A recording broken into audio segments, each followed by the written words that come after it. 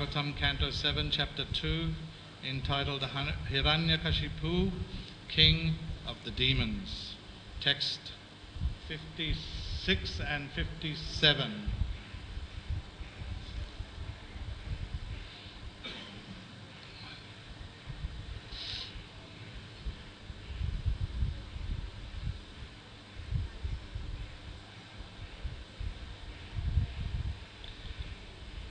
That's 56 on the... Oh no, it's 57.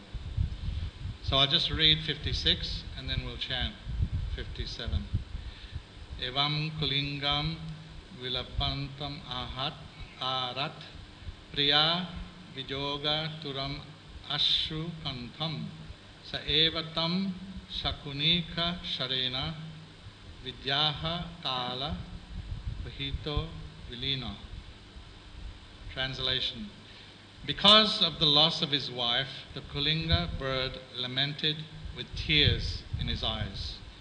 Meanwhile, following the dictations of mature time, the hunter, who was very carefully hidden in the distance, released his arrow, which pierced the body of the Kulinga bird and killed him.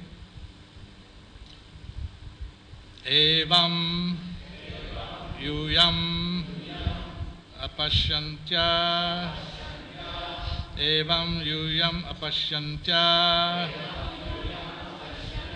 evam yuyam apashyantya atmapayam abuddhaya atmapayam abuddhaya atmapayam abuddhaya nainam prapsyata socantya nainam prapsyata socantya nainam prapsyata socantya patim varsha shater api patim varsha shater api patim varsha shater api evam yuyam apashyanta atmapayam abuddhaya nainam prapsyata yasocantya patim varsha shater api.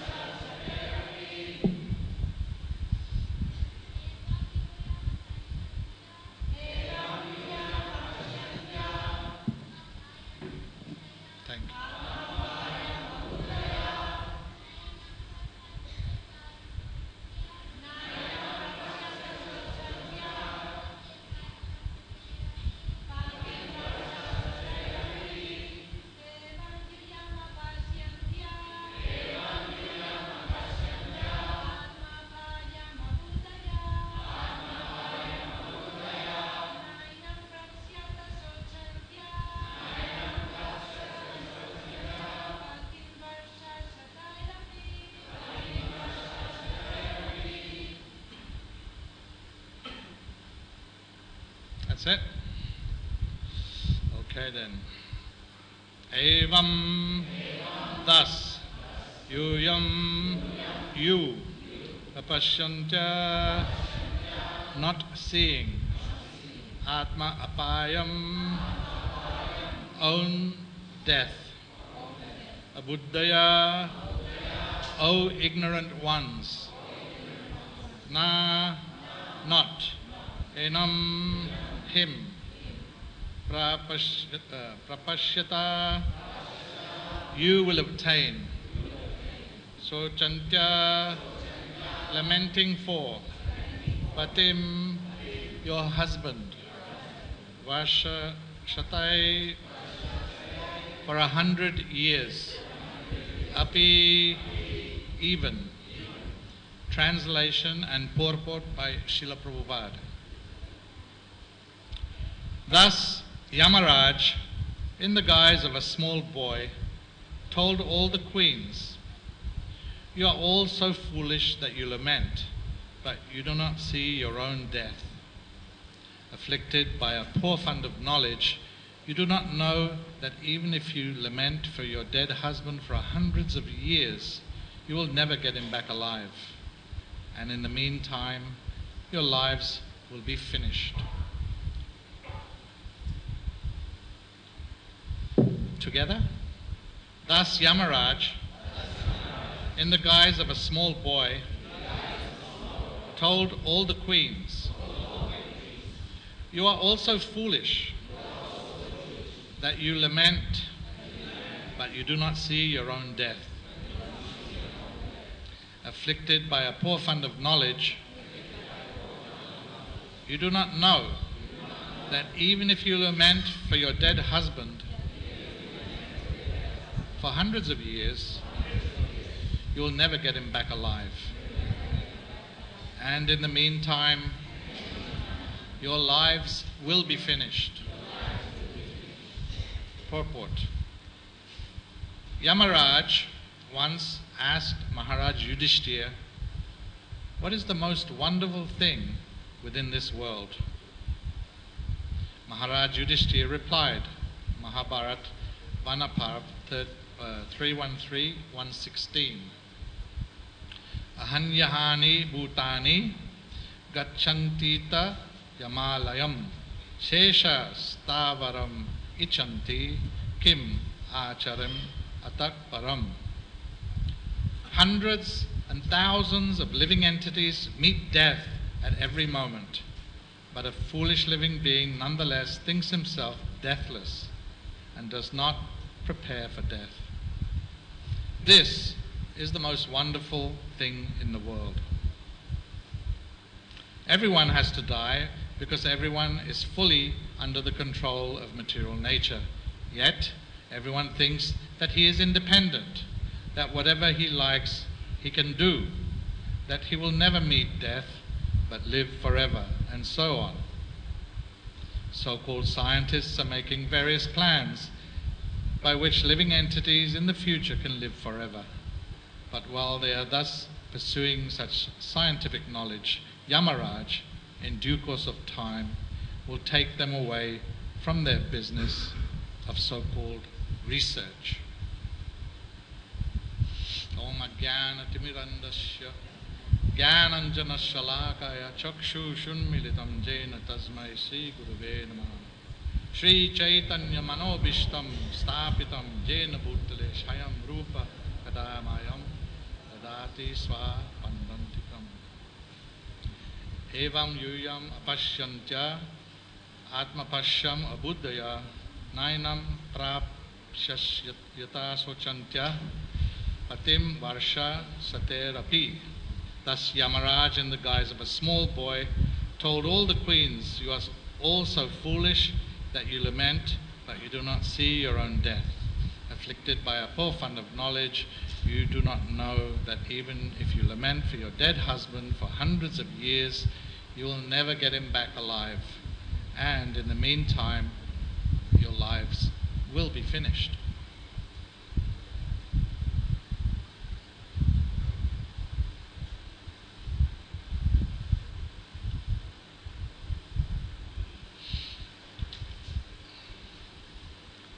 So these narrations here, this chapter is follows the death of Hiranyaksha, and Hiranyakashipu first of all was very angry. His brother was killed by Vishnu, Varaha, Dev. And he sent his people out to destroy anywhere where there was cow protection going on, Brahminical culture going on. He sent them out there to harass and burn and generally give those people a hard time. Followers of Vishnu, worshippers of Vishnu. But then he took time out to console his relatives, the wives of Hiranyaksha, his sons, and so on. And it's very interesting because he becomes very philosophical in that discourse. And he pinpoints all the important features, knowledge that's there in the Vedas, that you're not this body, etc. So here, Hiranyakashipu, biggest demon in the universe at that time, but very intelligent and knows the scriptures. He knows the scriptures. He knows that we're not this body. That means he knows he's not that body also. He knows that Hiranyaksha, his brother, was not that body. He knows all that stuff. He has that knowledge. Just like you all have that knowledge. However, there's some differences. For some of you. So he, in spite of knowing and having all that knowledge, he's not able to control himself, not able to use that knowledge fruitfully. Even though he's advising with these stories, he's giving these stories, examples, even in spite of that, himself, he's not able to utilize that knowledge because it's not realized. It's not, he still has ambitions, ambitious. He wants to kill Vishnu, and he thinks he can do it. He believes that. He believes he can. He's already subdued all the demigods, all the followers of his. They're skulking around, hiding out on the earthly planet, all the demigods. So he's very full of himself.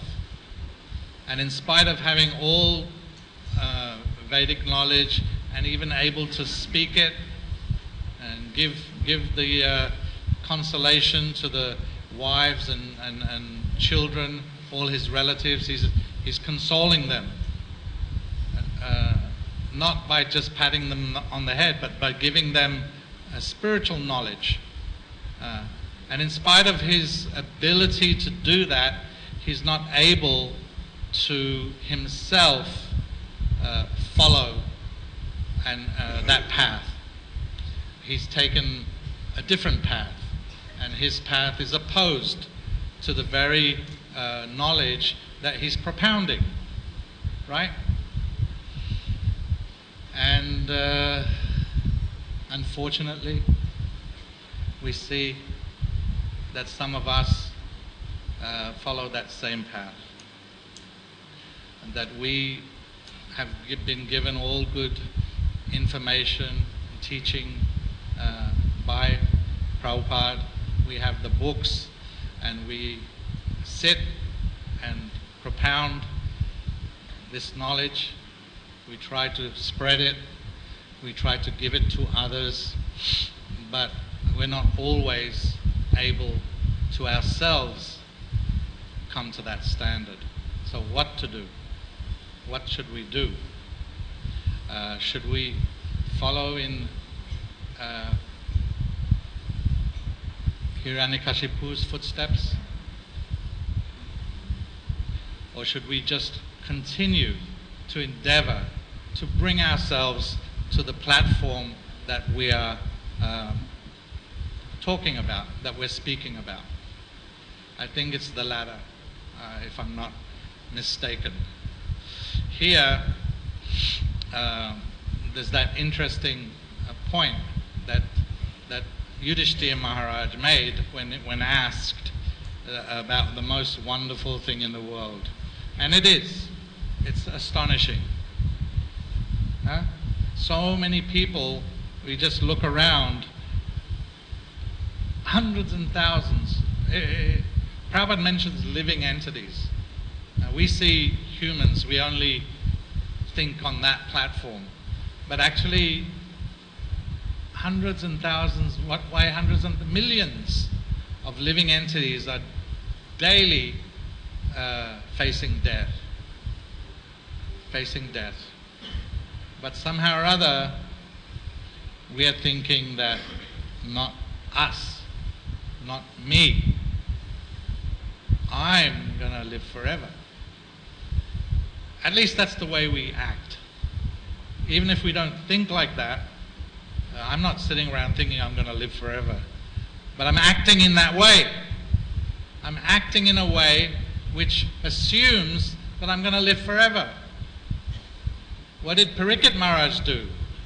He knew, he was very fortunate, he knew that in 7 days he's going to meet his end, his death. What did he do? Did he take out his bucket list and say, oh, I haven't done all these things, I have to go there and I have to go here and I have to see this, I have to see that, I have to do that, to jump off that mountain?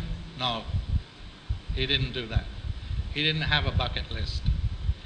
He went and he sat on the bank of the river, and the sages were there, and he started to hear. Shravanam, Kirtanam. Right? And that's the example that we have and that we need to follow.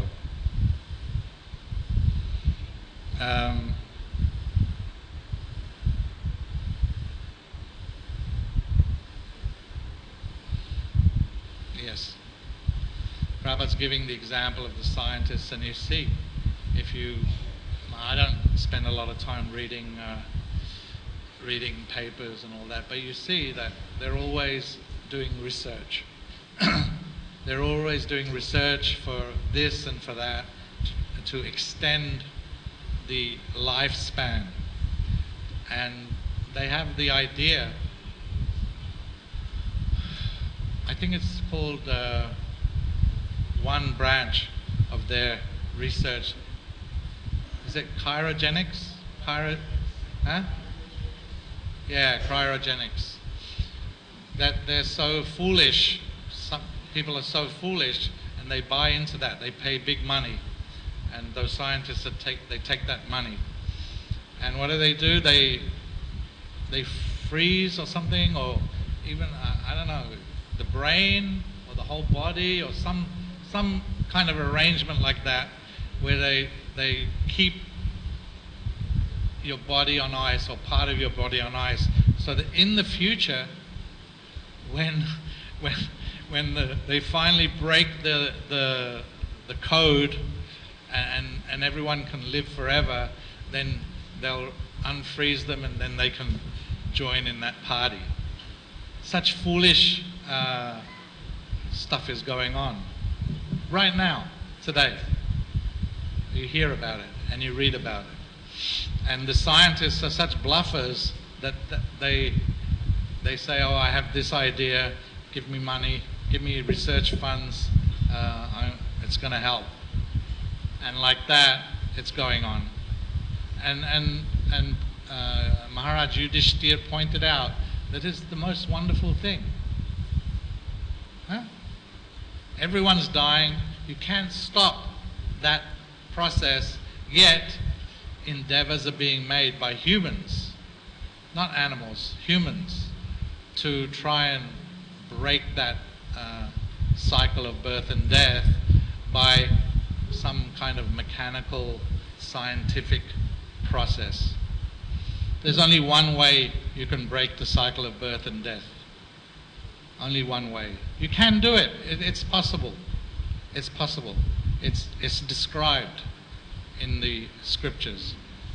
In fact, that's our business as in this human form of life, to break that cycle of birth and death that we're tied in by the ropes, the guna, by our those ropes tied, tying us. You can do that. Slash in the Gita, slash those ropes with the torch, with the sword of knowledge, right? And somehow or other we've been given access to that. We have been given access to all of that knowledge and all of that process, that how to break the cycle. And we don't have to do any more research. Research not required. No research required. It's all there, laid out for us. We just have to follow the process given by the acharyas. And those who don't do it and those who do it, both of them, all of us, are forced in due course of time. Yamaraj will take us. But if we are properly situated, then his servants will not approach. Death will come for this body. But we are not this body. We are thinking we are this body. We are not this body. And when death comes, then Yamaraj's people will not be able to approach us if we are properly situated. Rather, some other entities will come and guide us back home, back to Godhead. So it's very important for us, even though we may be struggling with this idea. We have the knowledge, we read the Gita, we heard, from the Bhakta leader that we're not this body. We studied the Gita, we did the Bhakti Shastri course, we moved on to Bhakti Vaibhav, we're getting it down. We're getting it all down and we're learning it. But the process requires sevaya, pariprashnena, sevaya. So the study is there, learn the scriptures, study the scriptures in the association of devotees, very important.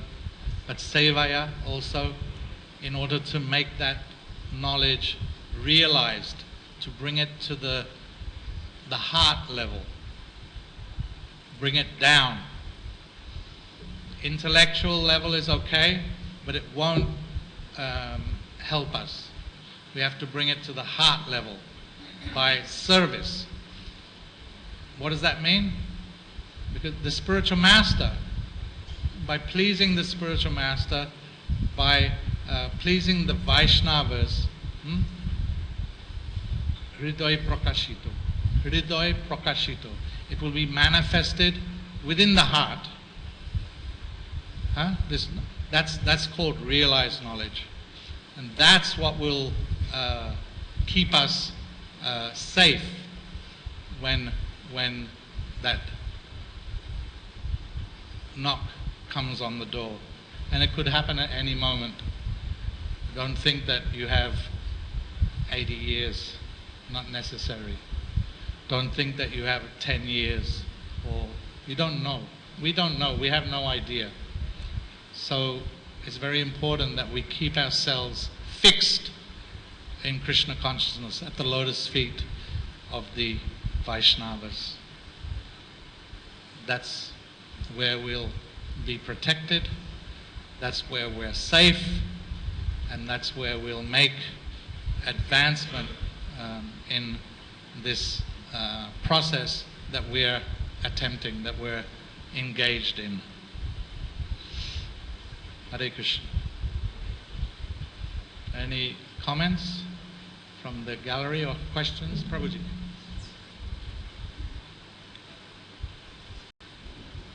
He's going to bring you a mic.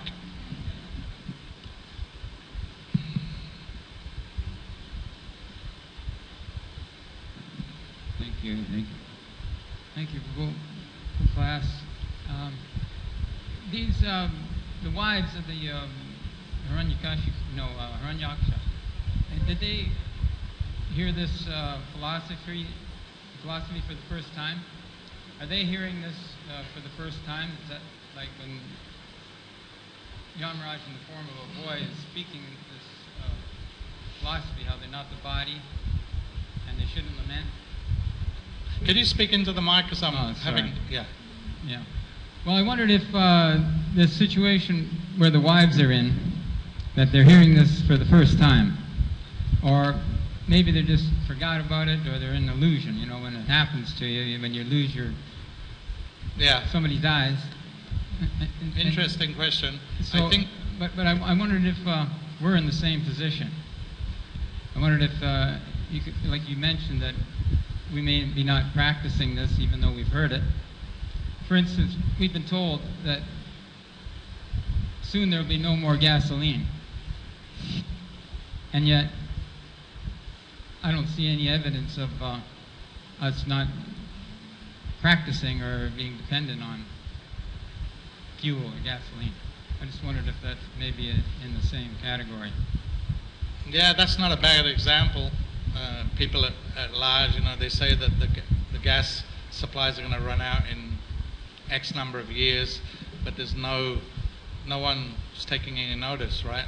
I mean, they heard it, but they just continuing because they want to have that V8 engine, or they want to travel, or they want to do what they want to do.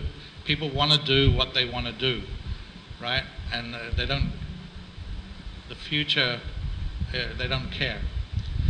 Whether the queens, I mean, Hiranyakashipu and all those demon, they were well versed in the Shastras, which means they must have studied in the, I don't know, Gurukul or whatever school the demons have. So they must have studied the scriptures under teachers. They have their gurus.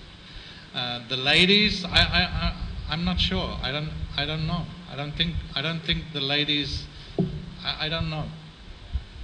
Frankly, but I think that they probably did also hear. We see that at least on the people like Queen Kunti and other leading ladies in the Mahabharata, they knew the philosophy, they knew the stuff. So I don't doubt that the queens had that knowledge. I mean, it was there, and he's consoling them. It's just like, you know, when someone dies in the family, then everyone becomes a little introspective. Oh, you know, and then that's an opportunity to hear some truths, and they're engaged in that kind of process right there, and that's what we see also in nowadays. And it doesn't always work, or it works for a week or a month, and then people just forget and go on with their activities, right? And we see that in ourselves. We don't have to look that far. I mean, at least I see it in myself, you know. You know, think there'd be any way to implement practicing that in this city? Say again? Do you think there'd be any way to implement practice like we're practicing now? We have sadhana, we have our morning program, Yeah. we chant japa, we fast. Yeah. If we could fast from gasoline. Yeah, I didn't catch the full question. We're practicing here? Yeah, we are practicing bhakti yoga. Yes. And? Maybe we could practice Self-sufficiency? Echo fasting from gasoline once a month or something. I don't know. I think most of us do. Not, of course I got my little bike, it's very economical, and I use it to zip around. Yeah, I hear them zipping around at 12 midnight, I don't You think know. I should walk once a month, Okay. as an example?